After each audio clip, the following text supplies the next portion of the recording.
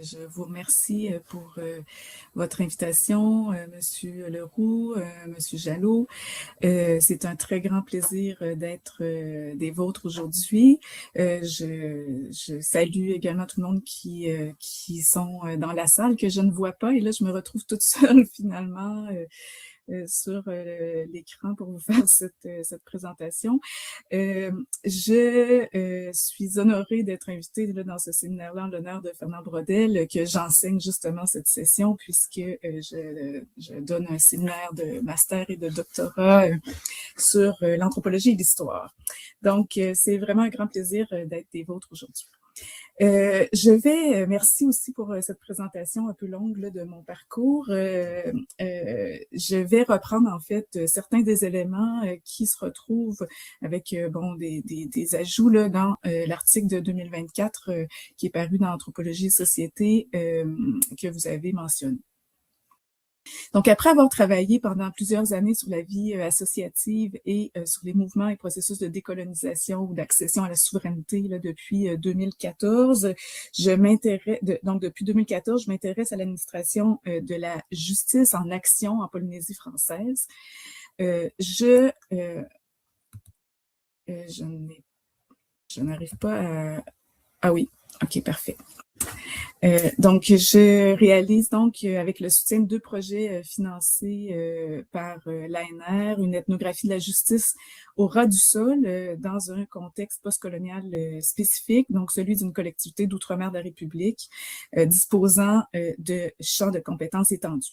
Donc, les magistrats qui viennent de l'Hexagone pour des séjours en moyenne de 4,2 ans interagissent avec des justiciables très majoritairement autochtones en Polynésie.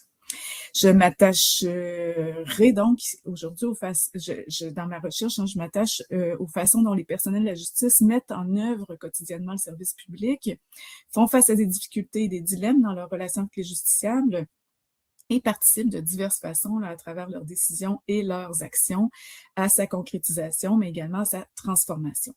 Donc, ma recherche comporte également un volet en archives, comme vous l'avez mentionné. Je travaille en archives depuis un petit bout de temps pour me permettre d'avoir une perspective historique sur l'institution judiciaire en Polynésie. À travers la justice, donc, c'est le rapport de l'État colonial, puis post-colonial, post que je mets toujours entre parenthèses, puisque c'est un processus qui est en cours aux Polynésiens, donc et c'est ça qui m'intéresse tout particulièrement, donc le rapport de l'État colonial puis post-colonial aux Polynésiens. Comme l'ont montré ces dernières années plusieurs chercheurs, l'organisation judiciaire a tenu un rôle central dans les processus de colonisation, de contrôle des populations et de direction de l'évolution sociale.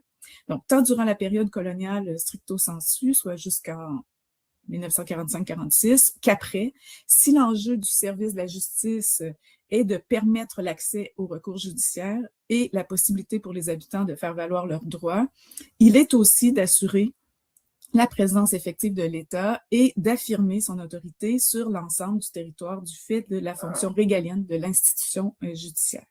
Donc, la justice est ainsi un des piliers principaux de l'État colonial puis post-colonial. La question principale qui guide ma présentation aujourd'hui est la suivante. Donc, dans une perspective diachronique, comment l'État colonial puis postcolonial a-t-il été effectivement présent sur le territoire désormais appelé Polynésie française? La France eut-elle et a-t-elle les moyens de ses ambitions? Je m'attendrai en particulier à la présence ou à l'absence de la justice française sur ce territoire pluri-insulaire. Comment, en particulier, et c'est la question là, que je me pose, c'est exercer cette présence dans les parties du territoire les plus excentrées par rapport à Papeete, qui se situe sur l'île de Tahiti et qui est la capitale du territoire et le siège de l'administration. Donc, pour répondre à cette question dans le temps long de l'histoire, je me baserai principalement sur des rapports de tournée de magistrats professionnels, d'administrateurs juges et d'inspecteurs des colonies, mais également de la correspondance entre ces acteurs et les autorités consultées aux Archives nationales d'Outre-mer à Aix-en-Provence, au service du patrimoine archivistique et audiovisuel de la Polynésie française, et dans les tribunaux des sections détachées du tribunal de première instance de Papeete, donc qui sont situés sur l'île de Raiatea dans l'archipel des îles sous le vent, pardon, et sur l'île de Nukuhiva dans l'archipel des Marquises. Donc, ces documents donnent un aperçu de ce qui se passait en pratique sur le terrain au fil du temps, parfois en contradiction avec ce qu'on peut apprendre à partir des lois et décrets officiels. Donc, comme l'a montré ma collègue Marie Salin, qui travaille sur une autre institution clé de l'État, qui est l'école, il y a un décalage très souvent entre les intentions affichées par le législateur et les réalisations. Et ça, c'est aussi vrai en matière judiciaire, comme on va le voir, en particulier à l'extérieur de l'agglomération urbaine de Papeete. À n'en croire les archives consultées qui portent sur la période allant de la fin du 19e siècle jusqu'aux années 1980, les occasions pour administrer la justice se faisaient relativement rares dans certaines parties du territoire et elles se déroulaient dans des conditions qui ne facilitaient pas le travail des magistrats. Dans la dernière partie de ma présentation, qui sera plus courte, pour vous donner un aperçu de la situation actuelle, je me baserai sur des données ethnographiques qui ont été collectées à l'occasion de 7 séjours de recherche de plusieurs semaines. Donc, l'enquête comprend des observations d'audience au siège du tribunal de première instance de Papeete, au siège des sections détachées des îles sous le vent et des Marquises, ainsi qu'en audience foraine dans 8 îles et atolls.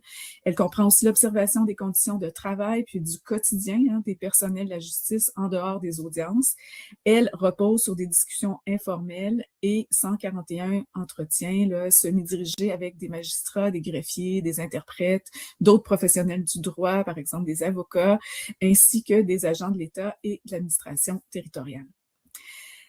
Ma présentation va se faire en 5 temps. Donc, je présenterai d'abord un aperçu des défis que pose la volonté d'assurer une présence judiciaire sur un territoire aussi vaste qu'est la Polynésie française, ainsi que des dispositions mises en place pour rejoindre les justiciables. Je discuterai ensuite des effectifs de ceux qui participent à l'administration de la justice, puis j'examinerai certaines difficultés rencontrées concrètement sur le terrain. Enfin, j'aborderai quelques développements récents afin de montrer comment la situation évolue. Mais avant cela, je vais proposer quelques repères concernant l'histoire coloniale et l'organisation judiciaire en Polynésie. Je vous invite tout au long de ma présentation à réfléchir aux effets passés et présents de ce que je décrirai sur la souveraineté ou l'autonomie des populations locales, ainsi que sur l'égalité de tous devant le service public. Donc, nous pourrons par la suite y revenir dans la période de discussion. Pendant ma présentation, j'identifierai certains points de rupture historique, c'est-à-dire des moments marquants de transition dans les rapports et des reconfigurations de la situation coloniale plus généralement. J'aimerais préciser enfin que j'aborde la chronologie avec peut-être beaucoup plus de liberté que le ferait probablement un historien, m'autorisant des sauts historiques et des retours en arrière. Mon objectif n'est pas tant d'établir l'histoire institutionnelle en fait du service de la justice en Polynésie que de faire ressortir les difficultés et les défis rencontrés tout au long de l'histoire, ainsi que leur durabilité, pour reprendre une expression de l'anthropologue américaine Anne-Laura Stoller, dans l'entreprise de faire vivre l'institution judiciaire française.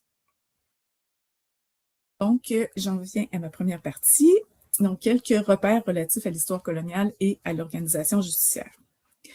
Bon, quand on la compare avec d'autres régions du monde, l'Océanie a connu relativement tardivement la colonisation européenne, alors que les Océaniens avaient traversé le plus grand océan du monde depuis déjà plusieurs siècles à l'aide d'embarcations adaptées à la haute mer, ce qui n'était pas le cas des Européens à la même époque. Les premiers Européens ont mis les pieds dans la région seulement au début du 16e siècle. Donc, ce n'est ensuite qu'à partir du début du 19e siècle que les puissances impériales se sont réparties les îles qu'elles ont conquises, non sans résistance. Donc, ici, je vous mets une représentation plutôt schématique des établissements français d'Océanie, donc les EFO. Donc, par la suite, j'ai utilisé cet acronyme qui correspondent à la Polynésie française d'aujourd'hui. C'est un schéma qui a été tiré du mémoire de Juliette Charpier, donc un mémoire qui a été intitulé Le foncier en Polynésie française. Donc, la France a établi un protectorat sur les îles de Tahiti et l'île voisine de Tahiti qui s'appelle Moorea, donc dans les îles du Vent, ainsi que dans l'archipel des Tuamotu, ainsi que dans les îles de Tubuai et de Revaivai, dans l'archipel des Australes. En 1842, donc c'est toute la partie en mauve que vous voyez là à l'écran, et a annexé l'archipel des Marquises en 1842.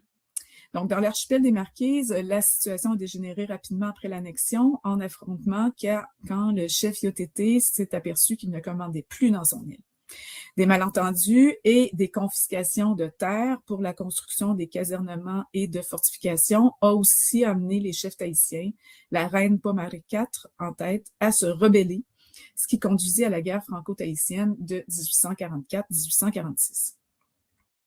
En 1880, après presque 40 ans d'un système original d'administration conjointe, le protectorat, et à la suite d'un processus de francisation graduelle des institutions, le royaume des Pomaré fut finalement annexé et devint une colonie à la suite de la déclaration du roi Pomaré V du 29 juin 1880, conférant la souveraineté de son royaume à la France et de la loi d'annexion du 30 décembre suivant. Le reste des établissements français d'Océanie, donc qui sont en orange, plus ou moins là, sur la représentation, c'est-à-dire les îles Gambier, les Marquises, les îles Soulevant et le reste des îles australes, c'est-à-dire les îles de Rapa, Rimatara et Rurutu, ont été annexées entre 1881 et 1901, au prix parfois de longues années de résistance armée. Donc, l'ensemble de ces archipels sont devenus la Polynésie française en 1957. Donc, dans cette colonie, les principes du droit et les compétences des tribunaux français en matière civile et pénale furent étendus à tous les habitants de l'ancien royaume des Pomaré, donc ce qui est en mauve dans le schéma, dès 1865. Donc, très tôt, hein, ils sont devenus citoyens. Ils ont été soumis au Code civil et très tôt, ils sont devenus citoyens, donc dès l'annexion en 1880, ce qui est une exception hein, dans tout l'Empire colonial français. Donc, le Code civil a été promulgué dans son entièreté par arrêté du 27 mars 1874. Les litiges entre Polynésiens concernant les propriétés des terres sont cependant restés de la compétence des juridictions dites indigènes. Et ces dernières se sont érodées peu à peu, donc elles auraient cessé de fonctionner là, aux îles du Vent, c'est-à-dire Tahiti et Moorea, entre 1932 et 1934. Donc, des juridictions indigènes étaient par ailleurs compétentes pour les crimes et délits entre Polynésiens aux îles Gambier, aux îles Marquises, aux îles Soulevant et aux Australes pour Rapa, Rimatara et Rurutu.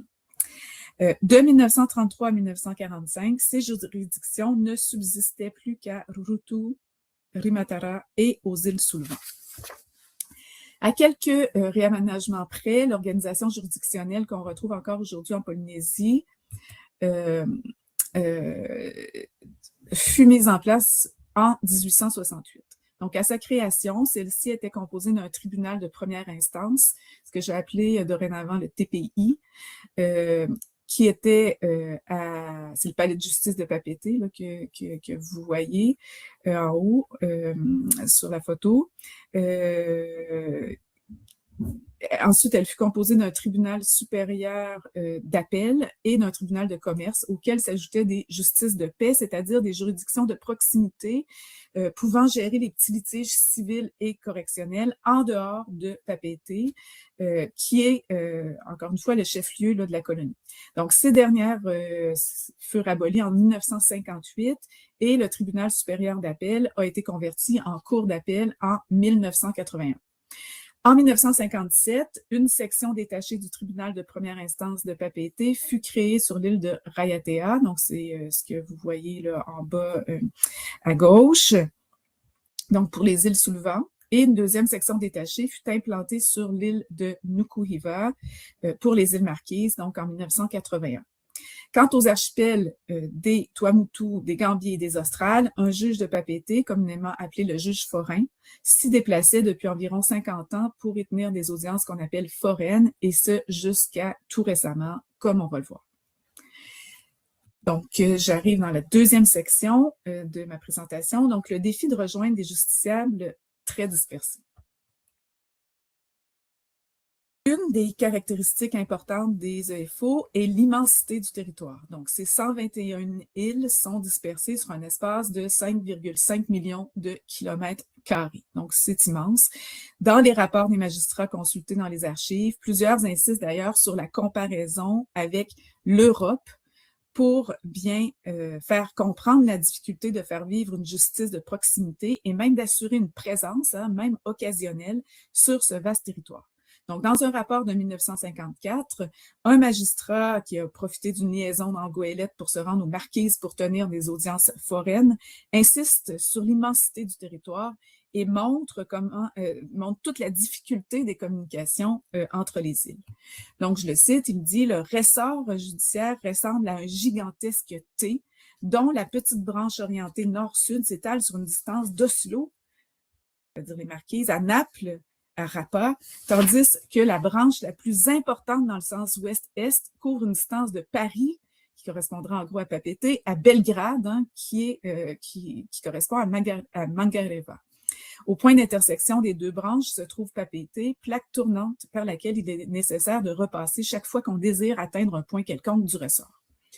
Je signale en passant que la même contrainte est encore présente aujourd'hui. Les liaisons aériennes que vous voyez ici, qui se sont développées à partir des années 1960, font en sorte qu'il faut repasser par Tahiti pour aller d'un archipel à l'autre, et même très souvent d'une île à l'autre au sein d'un même archipel. Donc, pour illustrer la difficulté que l'étendue du territoire représente, le même magistrat écrivait encore, il s'agit en effet de toucher des justiciables éparpillés par petits groupes dans les oasis d'un immense désert.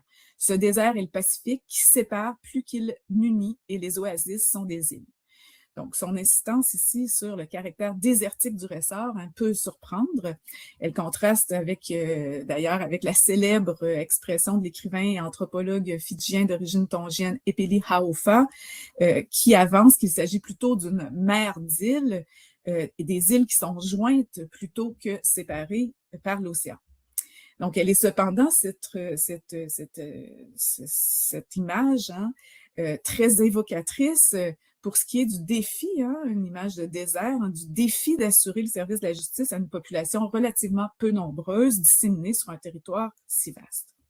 Donc, pour cette raison, et parce que les effectifs sont limités et que le voyage pour se rendre au tribunal de première instance de Papeete pour saisir le juge d'une affaire ou pour être jugé était difficile et coûteux, des justices de paix ont été créées. Ainsi, des justices de paix dont l'étendue des compétences varièrent furent établies dans certains districts de Tahiti et de Moorea dès 1843, peu après l'établissement du protectorat à Tahiti. Une justice de paix fut également installée aux Marquises dès 1843. Au gré des circonstances, des tribunaux de paix furent installés dans les autres archipels à partir des années 1860, au gré des annexions. Ces tribunaux de paix s'inscrivaient dans un souci de proximité de l'autorité judiciaire et pouvaient s'adapter aux besoins du moment et du lieu. Donc, leur apparition puis leur disparition également laissent voir les tâtonnements du législateur. On assiste d'ailleurs parfois à des retours en arrière pour ce qui est de la mise en œuvre de la justice sur certaines parties du territoire. Dans certaines îles, jusqu'à la fin du 19e siècle, la résistance à son action fut si grande et la conquête si incertaine que la stricte application des principes juridiques français la plaçait finalement dans une situation intenable ou à tout le moins très délicate. Concernant les îles sous le vent, malgré la proclamation de leur annexion en mars 1888, donc les îles sous le vent, je déplace ma souris, elles sont ici. Donc, concernant les îles Soulevant, malgré la proclamation de leur annexion en mars 1888, le procureur, qui est aussi le chef du service judiciaire, donc Lucien Baumier, dans son rapport général sur la justice qu'il a rédigé en 1895, est forcé de poser la question suivante. Donc, la justice ne peut que suivre l'action de la conquête, mais y a-t-il bien eu conquête?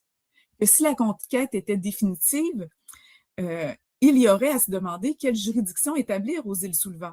Mais cette question ne peut évidemment se poser qu'après que le gouvernement aura pu apprécier la nature de la résistance opposée jusqu'ici à notre action. L'annexion effective n'aura en effet lieu qu'au début de l'année 1897. Donc, c'est à ce moment seulement qu'une justice de paix à compétence étendue fut instituée sur l'île de Raiatea. Et jusqu'en 1945, celle-ci ne fut compétente que pour les affaires entre citoyens français ou étrangers et les affaires mixtes, c'est-à-dire impliquant des Autochtones. On constate que l'incertitude fut similaire à Rapa. Donc, je vous ai mis une carte ici, l'île la plus méridionale des EFO, donc qui est ici.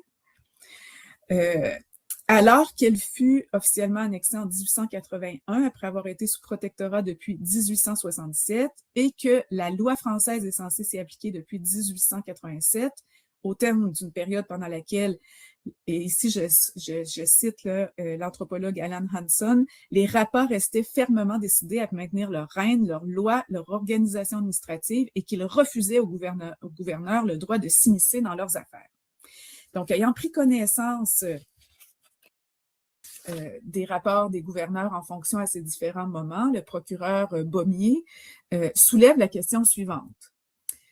Ne doit-on pas se demander si réellement la répugnance si visible des habitants de Rapa à subir complètement nos institutions, si l'opposition si fermement marquée en 1881 à la politique de M. Chessé, qui était le gouverneur, ont vu succéder tout à coup en 1887 de la part des indigènes un entrain irrésistible vers la France, un goût absolu des lois, de ses institutions, de son fonctionnarisme. Si, en un mot, la visite de M. le gouverneur Lacascade a eu le don magique de faire des habitants de Rapa de vrais et bons citoyens français. Constatant l'état d'incertitude qui régnait toujours à Rapa en mars 1895, lors du passage de l'aide-commissaire Olivier Henry, désigné par le gouverneur pour y remplir les fonctions de juge de paix concernant laquelle de la loi française ou de la loi de Rapa devait s'y appliquer. Donc, il écrit « Certes, il est désirable de voir l'action publique entièrement et effectivement remise aux mains d'un fonctionnaire français et exercée d'après notre loi française, mais cet idéal peut-il être actuellement atteint? Est-il sage ou opportun de régulariser cette question au moment où celle des îles Soulevant n'est pas encore solutionnée? Je ne pense pas, et tout le patriotisme dont je suis animée, le culte que je professe pour mes fonctions ne saurait m'empêcher de me demander si, au sens vrai et large du mot, Rapa doit être considéré comme un protectorat ou comme une terre française, si dès lors nous ne pouvons pas, en conservant notre dignité, laisser sous quelques réserves les choses marcher dans l'ordre où elles se meuvent. Donc, il arrive à la conclusion que la loi de Rapa doit continuer à s'appliquer, mais avec quelques réserves, dont celle voulant que Rapa doit produire en fait son code de loi qui devra être approuvé par le gouverneur. Ainsi, dans la conclusion de son rapport général sur la justice pour l'ensemble des EFO, le procureur Baumier est forcé de conclure la chose suivante. Les efforts d'une bonne administration doivent tendre à une répartition aussi égale que possible des bienfaits qu'elle est appelée à produire. Si la loi ne peut encore être absolument une pour tous nos indigènes, que tous, au moins, soient mis à même de profiter de la loi qui leur est applicable, que tous puissent porter au juge leurs différends et que la répression puisse également atteindre chacun. Donc, la consultation des archives révèle que, malgré les textes en vigueur, les autorités et le personnel de la justice s'interrogeaient par-delà le fait de savoir si la loi française s'applique, ils s'interrogeaient aussi souvent sur la portée des compétences des justices de paix. Donc, l'administration de la justice continua d'ailleurs pendant longtemps à se faire sur fond d'hésitation et d'improvisation. Ainsi, la justice de paix à compétence étendue des îles Soulevant a été supprimée en 1934 par mesure d'économie. Elle a été restituée en justice de paix à compétence ordinaire quelques mois plus tard, puis remise en place en 1939. En 1934, en dehors des îles sous le vent, ne subsistaient que 4 autres justices de paix à compétence ordinaire sur l'ensemble du territoire, soit 2 pour les Marquises. On en retrouvait une aussi à Fakarava pour les Tuamotu et à Rikitea là, dans l'archipel des Gambie. Et il y en avait une qui existait encore, qui était maintenue pour la forme à Moorea, mais en fait, son siège était fixé à Papeete. Notons encore ici que si un juge de paix a visité l'île de Rapa occasionnellement pendant la période où elle fut rattachée à la justice de paix de Tubuai ou par le juge forain par la suite pour y administrer la justice, cela fait, au moment où l'on se parle, là, plusieurs années qu'un juge n'y a pas mis les pieds. Donc ici, je cite un magistrat que j'ai rencontré, avec qui j'ai pu travailler là, pendant mes recherches. Pourquoi l'État devrait-il s'immiscer dans leurs affaires, me disait-il? Il les règle eux-mêmes. On n'y rencontre d'ailleurs pas de contentieux foncier, qui est habituellement le contentieux le plus fréquent, parce que les terres y sont détenues collectivement. Donc, elles sont administrées par ce qu'on appelle un tohitu, c'est-à-dire un conseil de sages, et en l'absence de titres fonciers et de cadastre, contrairement finalement à toutes les autres îles de la Polynésie française où la propriété individuelle a été introduite au 19e siècle. On mesure ainsi, je pense, l'ampleur de l'autonomie dont jouissent les habitants de Rapa, du moins en ce qui touche à la souveraineté foncière. Donc, des représentants de l'État visitent bien Rapa à l'occasion aujourd'hui de brefs tournées administratives qui réunissent quelques agents de l'État et de l'administration territoriale. Mais ces visites sont somme toute espacées. Elles sont effectuées grâce à un catamaran qui est affrété spécialement à cet effet parce qu'il n'y a pas d'aéroport à Rapa et c'est un cargo mixte qui transporte denrées, matériel et personnes et qui joint Rapa à Tahiti. Et ce cargo mixte, il fait escale qu'une fois par mois, parfois moins souvent.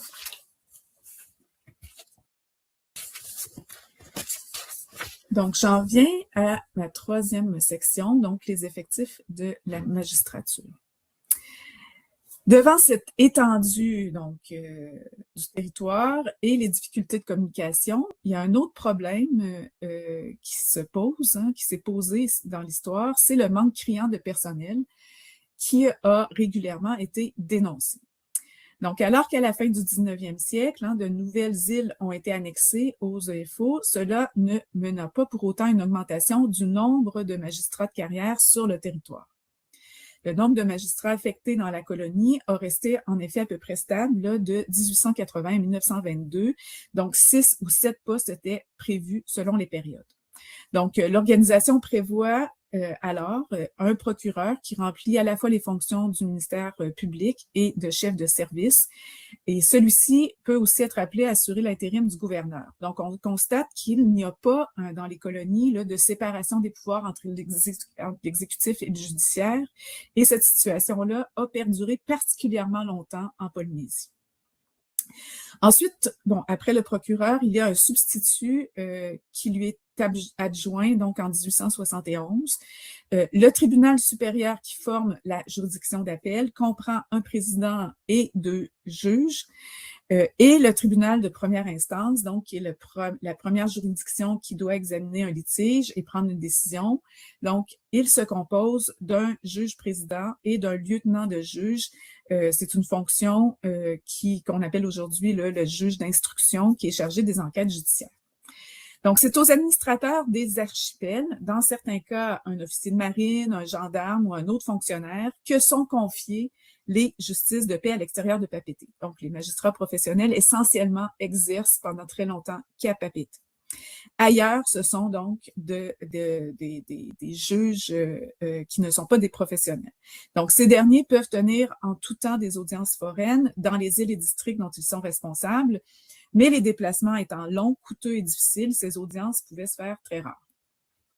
Donc, ainsi, le juge de paix Tabanou, donc un administrateur magistrat qui était responsable de la justice de paix de l'archipel des Tuamotu, expliquait dans un rapport: Jugé à Rotoava, donc qui est le chef-lieu de sa circonscription, qui était situé sur l'île de Fakarava, les faits survenus à des milles et des milles de distance en faisant comparaître les prévenus me semblent impossibles, étant donné que pour certaines îles, surtout en matière de contravention, le procès-verbal serait déjà atteint par la prescription avant que les formalités nécessaires pour la mise en jugement soient terminées et le prévenu rendu à Rotoava. D'un autre côté, se transporter d'île en île pour y rendre la justice me semble bien onéreuse. Donc, on voit ici la difficulté d'avoir recours à des juges administrateurs. Donc, à plusieurs reprises, il est question de réduire le nombre de magistrats, en particulier ceux du tribunal supérieur, à cause des difficultés économiques de la colonie. Et selon les autorités locales, l'administration de la justice aurait grevé lourdement le budget local.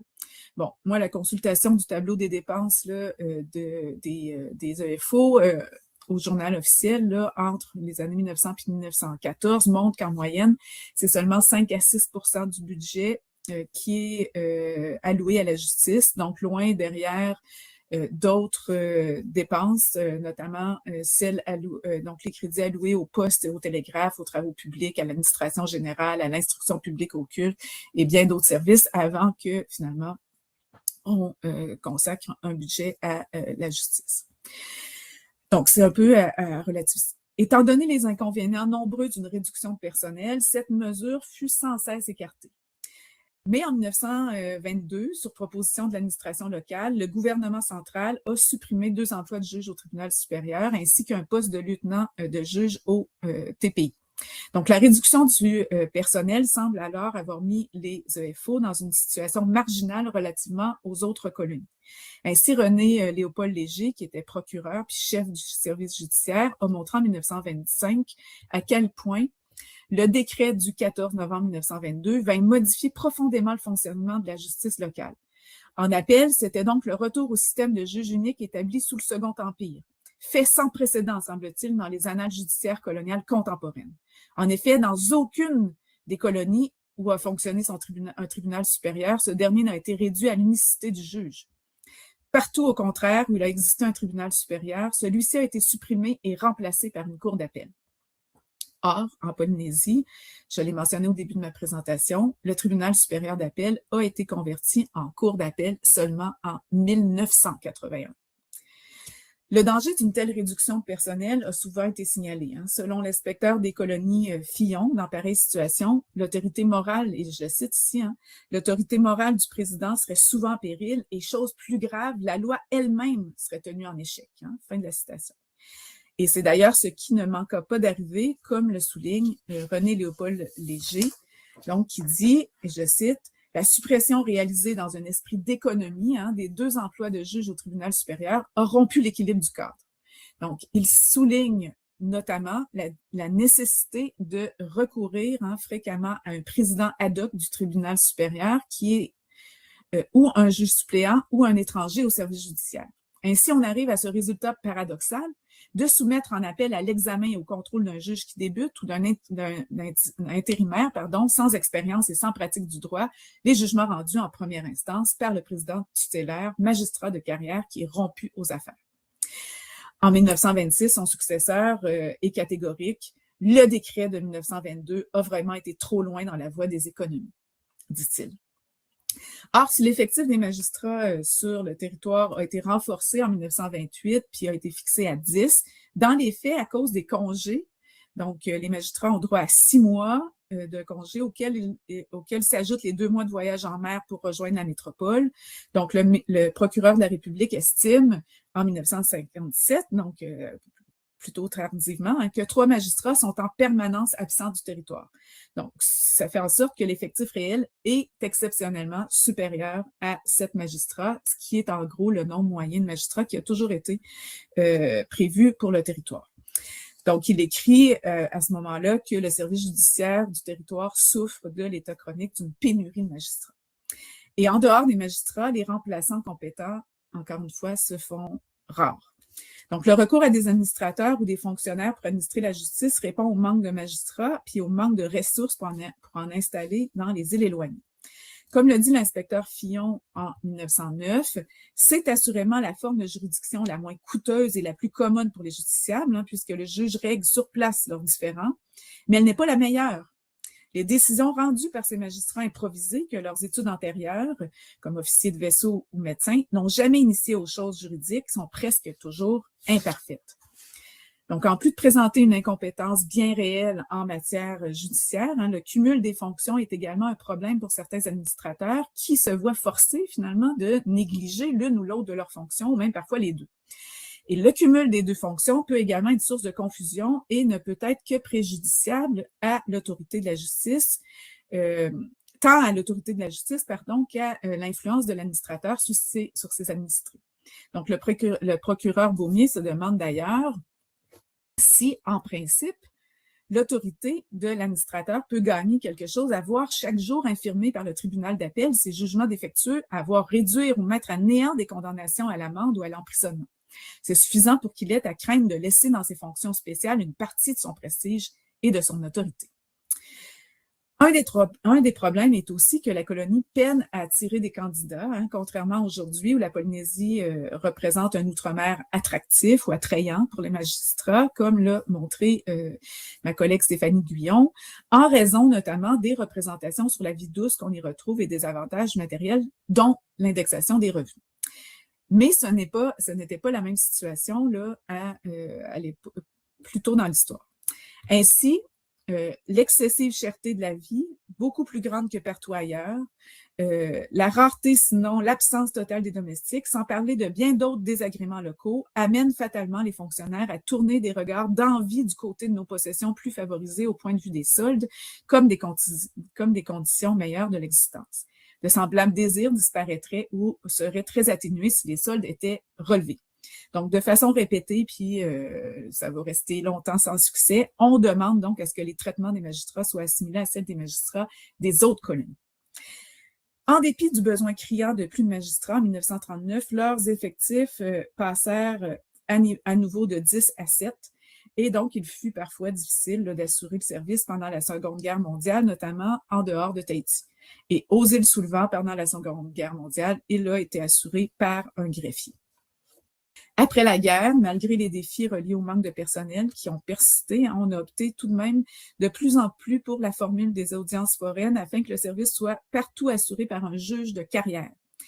Pourtant, comme l'expliquait le président Baudran en 1963, alors que 215 jours annuels étaient nécessaires pour une seule tournée des îles Tuamotu, Gambier, Marquise et Austral pour un juge forain, et je le cite, que l'état de misère physiologique dans lequel se réalisaient les tournées faisait qu'elles ne pouvaient pas dépasser 150 jours sans qu'un rapatriement sanitaire soit nécessaire. Il disait, il est dès lors aisé de comprendre pourquoi le service n'a pu être assuré pendant de longues périodes que pour Tahiti, ses dépendances immédiates et les îles Sullivan, les tournées foraines ayant dû être abandonnées faute de personnel. Donc, devant cette situation-là, en 1967, la Commission des lois constitutionnelles, de législation, du suffrage universel, du règlement et d'administration générale du Sénat, donc français, comme l'Assemblée nationale, avant elle, donc demanda instamment au gouverneur de procéder dans les délais les plus rapides à une augmentation substantielle de l'effectif des magistrats en Polynésie. En attendant que cette demande soit satisfaite, en raison du nombre dérisoire des magistrats, pour rendre la justice, et je cite ici un magistrat, dans ce semi-îlot, l'on continua à avoir recours à des fonctionnaires pour assurer le service dans certains archipels quand les besoins le requéraient. Même si cette situation, et je cite ici le président Baudran, ne permet pas un luxe de raffinement juridique. Et je le cite encore, il dit « C'est ainsi que l'administrateur qui correspond à un sous-préfet se trouve président du tribunal avec compétences correctionnelles, comme au meilleur temps du colonialisme. » Donc, on est en 1963. En 1976, le président du tribunal supérieur d'appel, Yves Pégourier, insistait encore sur la nécessité de faire disparaître cette séquelle du colonialisme. Les citoyens doivent être égaux en droit, insistait-il. Une justice assurée par l'administration est une justice coloniale parce que non indépendante et sans aucune garantie de compétence, ajoutait-il encore. Comme le signalait avant lui le président Baudran à la faveur de la Constitution de 1946, qui mettait l'accent sur la séparation des pouvoirs, ce genre de disposition aurait dû être considéré comme atteinte de caducité. Donc, la présence d'un magistrat résident dans les îles est donc nécessaire, selon le président Pégourier, pour, et je le cite, décoloniser la justice. C'est d'ailleurs pour cette raison qu'en 1963, le président Baudran suggérait la création d'une section détachée aux Marquises. Et je vous le rappelle, sa création survint seulement en 1981. Donc, on voit ici que les critiques se firent plus sévères chez les magistrats au fil du temps, même si le mot « décoloniser » ne s'entend pas de la même façon qu'aujourd'hui. Donc, je reviendrai sur ce changement là dans la dernière partie de ma présentation. Donc, j'en arrive à la partie 4, donc les difficultés rencontrées sur le terrain. Des occasions pour administrer la justice à l'extérieur de Tahiti, comme on vient de le voir, se font ainsi souvent rares et les conditions dans lesquelles étaient réalisées les tournées foraines n'étaient pas faciles. Et ici, je ne peux pas résister avec vous à citer un passage un peu long, mais très évocateur là, du rapport du magistrat Baudran concernant les conditions dans lesquelles étaient réalisées les tournées foraines aussi tardivement que 1963. Donc, il décrit là, ici l'arrivée dans les îles. Dans le cas le plus fréquent des atolls sans passe, le récif étant toujours accore et les fonds très bas, le navire qui ne peut mouiller fait des ronds dans l'eau pour assurer sa sécurité tout en permettant les opérations commerciales. Le juge et son greffier doivent gagner l'îlot en empruntant une baleinière. La houle, qui est celle du grand large, rend particulièrement périlleux le passage du navire sur l'embarcation. Le couple des deux bateaux étant très différent, la baleinière se livre à des mouvements désordonnés de grande amplitude. Mais là ne gît pas la difficulté principale. En effet, l'équipage de l'embarcation doit faire monter celle-ci sur le récif en profitant d'une lame assez forte qu'on attend dans un impressionnant ressac, tandis que la houle couvre et découvre le corail dans le fracas des paquets de mer. Dans les creux, le récif découvert se présente comme un mur à caverne de hauteur de houle qu'il va falloir franchir. Ayant choisi une lame présumée assez forte, les rameurs nagent vigoureusement vers ce mur et, la chance aidant, la baleinière, portée par la vague, le franchit et s'échoue sur le corail. Le juge et son compagnon, trébuchant sur des madrépores irréguliers et coupants, débarquent en tenue légère dans une hauteur d'eau tumultueuse pouvant atteindre 1 mètre. Portant leurs vêtements, leurs robes, leurs dossiers et leurs machines à écrire, ils gagnent alors la partie nettement émergée de l'îlot où se trouve le village. Pour regagner le navire, la procédure inverse est bien entendu suivie. Au cours de ces opérations particulièrement dangereuses, même pour un homme robuste, valide et sportif, le moindre risque est de prendre un bain complet ou de se tirer d'affaire à la nage, ce qui est arrivé à plusieurs de nos collègues. Mais que la baleinière venant en travers de la lame ou accrochant le récif se retourne, c'est alors un vrai naufrage. Les accidents de ce genre sont toujours susceptibles de gravité, même au cas de simples blessures par manque de soins hospitaliers et de médecins. Ils ne sont pas rares et chaque année, on enregistre des membres broyés et même des morts. Donc, fin de la citation. Comme l'écrivait quelques années plus tôt un autre magistrat en tournée aux Marquises, et je cite, « Le terme aventure conserve toute sa signification, vous l'admettrez. » Le problème avec les goélettes, comme le magistrat Baudran le précise encore, c'est aussi que l'horaire et l'itinéraire sont toujours aléatoires. Outre le secret qui entoure chaque expédition, secret qui conditionne le succès d'une opération commerciale, il n'est jamais possible de prévoir la durée du séjour d'une escale ni l'itinéraire exact que suivra le bâtiment. Quant à la goélette administrative, elle est nécessairement soumise à une rotation rapide vu le nombre considérable d'îles que doit toucher l'administrateur des Tuamotu-Gambier. Le temps est donc mesuré, les horaires étant prévus en considérant le rendement au maximum de l'emploi de ce navire. Donc, ce n'est pas facile, et il n'est d'ailleurs pas garanti que les goélettes commerciales acceptent d'assurer le transport des juges.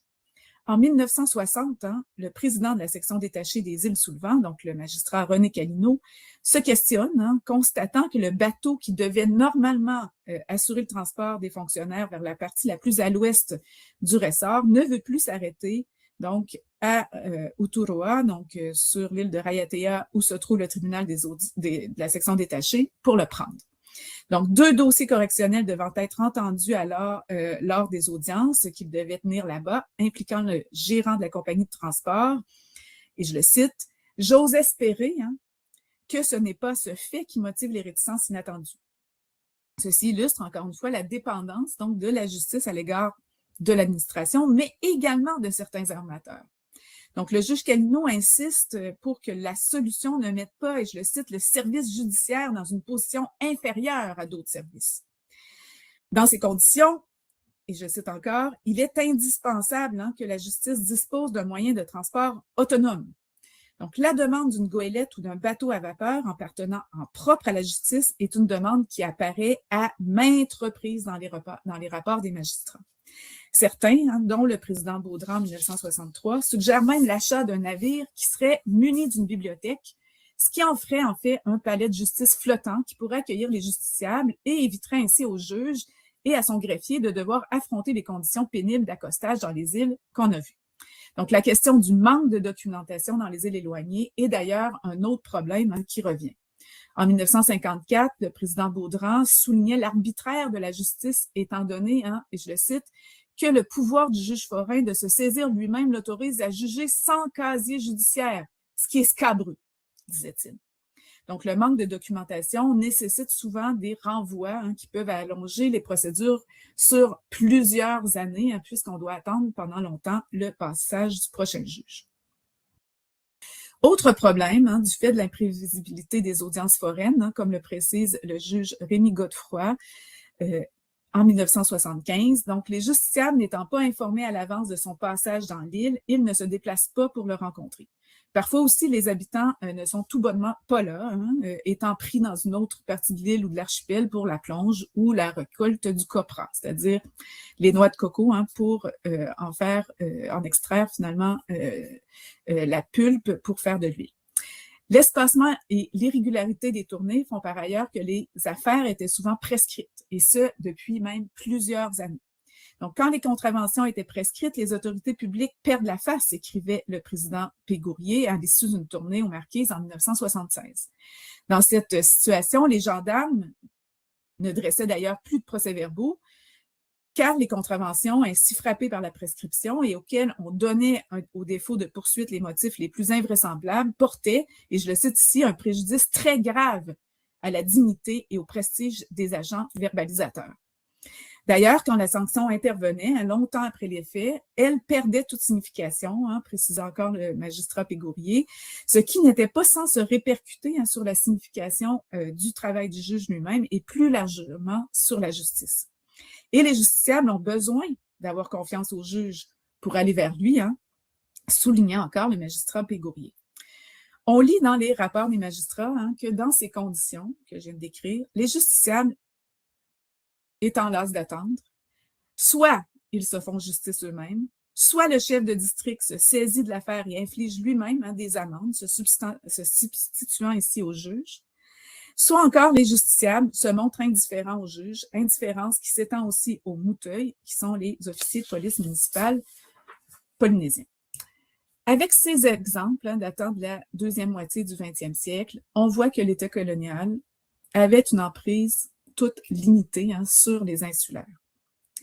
En 1949, pour le magistrat André Leroux, la solution s'imposait d'elle-même, et je le cite, « Pour éviter que de pareils faits se renouvellent, il conviendrait de multiplier le nombre des audiences foraines. » Une autre difficulté à laquelle font face les juges en tournée est le fait qu'ils ne parlent pas la langue des justiciables. Donc, vous avez ici une carte de la diversité très grande, la diversité linguistique de la Polynésie. Donc, il faut savoir que jusqu'au début des années 1960, mis à part l'agglomération de Papeete, le français ne pénétra que très lentement et marginalement les milieux polynésiens. Donc, les juges en tournée ont donc besoin d'un interprète parlant la langue de l'île, cette langue étant parlée sur le territoire de la Polynésie.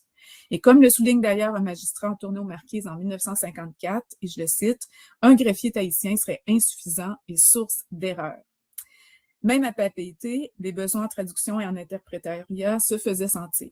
En 1938, le magistrat Bernard Cambazard, affecté comme juge de paix au Tuamotu, décrit bien les difficultés rencontrées. Donc, ça date de 1938, mais on retrouve le même genre de difficultés plus tard.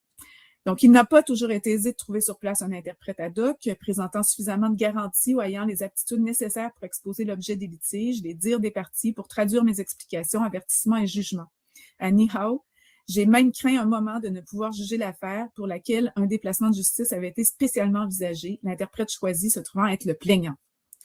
Il semble inutile d'insister sur une pareille situation, délicate tant par suite des erreurs possibles nées de l'emphase naturelle des indigènes et vu le risque de ne pas trouver chez l'interprète bénévole, dans un petit village, l'impartialité désirable tant pour l'indépendance et l'autorité du tribunal. Le juge Pégourier en tourne aux Marquises en 1976, donc 50 ans plus tard, 50 ans après ce rapport-là du magistrat Cambazard,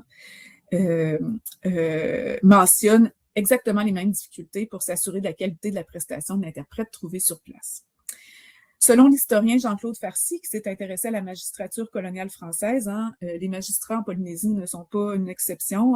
Les magistrats affectés aux colonies ne recevaient aucune formation spécifique sur la connaissance de la colonie avant d'y être affectés, sur ses institutions, sur les mœurs, sur les langues, les coutumes juridiques locales. Je pourrais en reparler, mais ce constat est toujours d'actualité. C'est sans doute la raison pour laquelle certains voyaient le très grand intérêt que présente la conservation sur place d'un personnel expérimenté dans ce pays où la population, les intérêts, la législation sont tout à fait différents de ceux de nos autres possessions. Soulignant ainsi l'importance pour le magistrat d'une expérience antérieure des hommes et des choses de la justice, que ce ne soit pas un débutant. D'où l'importance d'ailleurs de bien les rémunérer et par suite aussi l'intérêt majeur de la possibilité de donner sur place un avancement aux magistrats qu'ils méritent. Cette question-là d'une possibilité d'avancement sur place sans avoir à repasser par une affectation dans l'Hexagone est toujours d'actualité et les avis sont partagés quant aux bienfaits ou aux risques d'un séjour ultramarin prolongé. À la direction des services judiciaires, on craint le risque de ce qu'on appelle la tropicalisation des magistrats, c'est-à-dire de l'altération de leur qualité professionnelle et de leur probité, comme l'a montré ma collègue Stéphanie Guyon, là, une appréhension qui est aussi partagée par une partie de la magistrature exerçant outre-mer de nos jours. On arrive à ma cinquième partie et dernière partie, donc la période contemporaine. Donc, je m'approche tranquillement là, de la situation actuelle. Donc, après la période particulièrement critique des années 1920, qui a été marquée, comme on l'a vu, par la réduction du personnel, et la crise économique des années 30, suivie des années de guerre, peu de choses ont changé avec la rupture statutaire de 1946 et le passage des EFO du statut de colonie à celui de territoire d'outre-mer. Dans son organisation même, le lien de dépendance du service de la justice avec l'administration a perduré. Donc, on a continué de confier à des fonctionnaires des fonctions judiciaires et au moins jusqu'en 1957, si on se fie au papier à lettres officielles utilisé par le procureur-chef du service judiciaire, ce dernier a continué d'exercer des attributions administratives sur les magistrats du siège et à l'occasion aussi a rempli d'autres fonctions administratives, ce qui contrevient, pour ce qui est des magistrats du siège, au principe de leur indépendance. Du côté des magistrats, cependant, les critiques commencent à se faire plus sévères à partir de 1950. Donc, les développements qui sont associés à l'essor du tourisme et à l'implantation en 1963 du Centre d'expérimentation du Pacifique qui a procédé à 193 essais nucléaires, je vous le rappelle, entre 1966 et 1996, semble cependant avoir grandement contribué à rendre urgente aux yeux des magistrats la nécessité de sortir du cadre que le juge Pégourier qualifiait en 1976, et je le cite, d'à peu près juridique, en vigueur dans les archipels éloignés de Tahiti. À l'instar du président Baudran au début des années 60, il a insisté sur la nécessité de décoloniser la justice, ce qui voulait dire à ce moment de rompre avec la grande misère de la justice en faisant en sorte que tous les citoyens de la Polynésie aient accès aux tribunaux français. En 1976, le juge Pégourier insiste le vide judiciaire, qui est une évidence dans le passé, devient plus manifeste si on considère l'évolution récente des mœurs et des mentalités des insulaires. En effet, selon lui, les citoyens connaissent de plus en plus leurs droits et les obligations de l'État à leur égard, ce qu'on peut sans doute attribuer à la modernisation rapide de la société polynésienne, mais aussi à sa francisation ou nationalisation, c'est-à-dire à son insertion plus étroite dans la nation française, notamment par le renforcement de la continuité institutionnelle avec l'Hexagone, ainsi que par la promotion de l'égalité des citoyens. Ces processus furent le résultat de la combinaison de plusieurs facteurs. Donc, l'arrivée sur le territoire d'un grand nombre de Français de l'Hexagone venus pour travailler dans les chantiers là, du Centre d'expérimentation du Pacifique, qui était financé par l'État, dont le rôle devient d'ailleurs prépondérant, donc le rôle de l'État, et aussi pour procéder aux essais.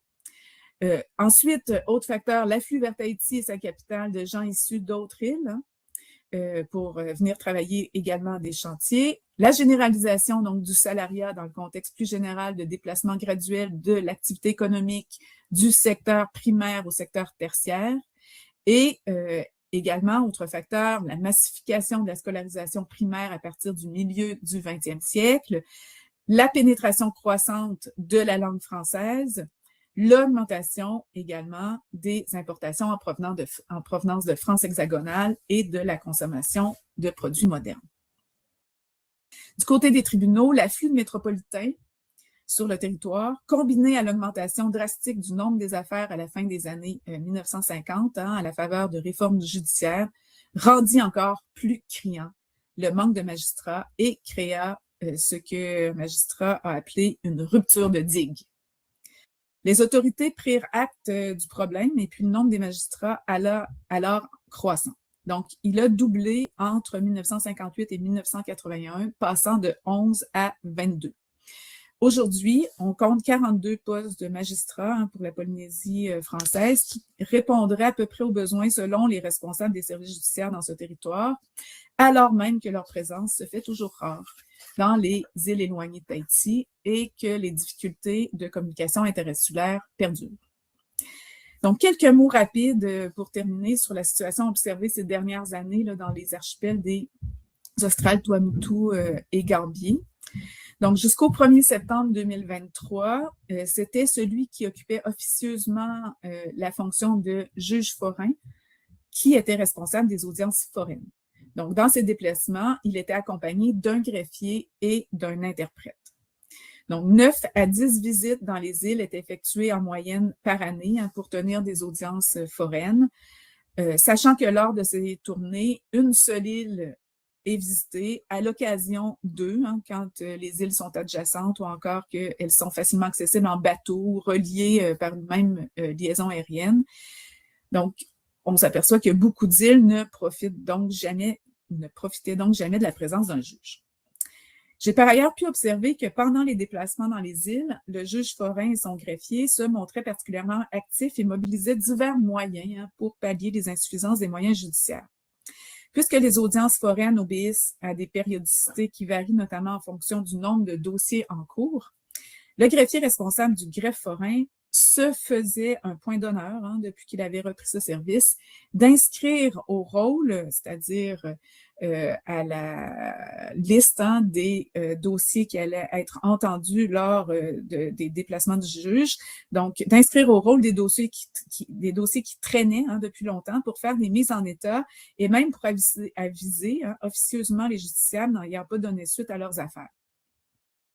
Avec l'appui du juge forain, donc il s'assurait aussi, ces dernières années, de rapatrier au greffe forain les dossiers concernant les affaires de terre dans lesquels les défendeurs et les défenseurs étaient des Australes, Tuamotu et Gambier, ainsi que ceux concernant des litiges matrimoniaux et l'exercice de l'autorité parentale.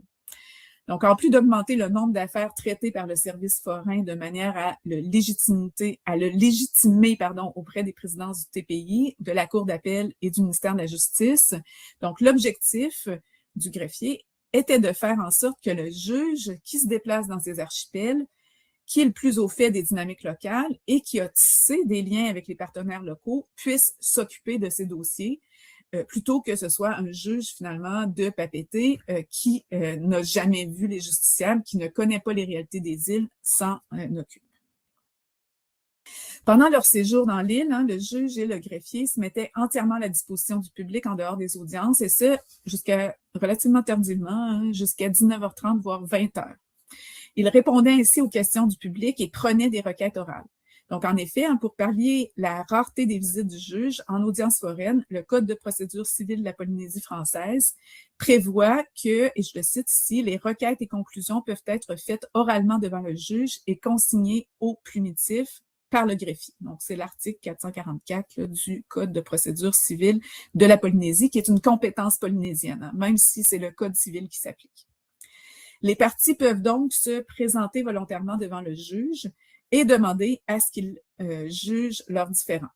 Donc, les requêtes prises pendant les séjours dans les îles participaient aussi à justifier une visite l'année suivante pour faire un suivi de ce dossier. Et là, il y a un juge qui me disait en mars 2020, après, il faut que les gens aient la culture de la requête verbale, parce qu'il faut qu'ils sachent que c'est possible et il faut qu'ils aient, entre guillemets, le courage d'y aller. Nous, on fait sur certaines îles, on a la moitié de requêtes verbales, mais parce qu'on essaie de prévenir à l'avance le maire, les mouteuils. Je vous rappelle que les mouteuils sont des agents de police municipaux et ce sont des Polynésiens qui occupent ces postes. Quand on arrive, on dit aux gens, dites autour de vous qu'on est là, vous pouvez en profiter. Et la photo que vous voyez ici, c'est une photo d'une audience foraine qui est tenue dans l'île de Makemo, dans l'atoll de Makemo, donc au Tuamotu. Et ces audiences foraines, la plupart du temps, se tiennent donc dans des locaux de la mairie. Donc, c'est le cas ici.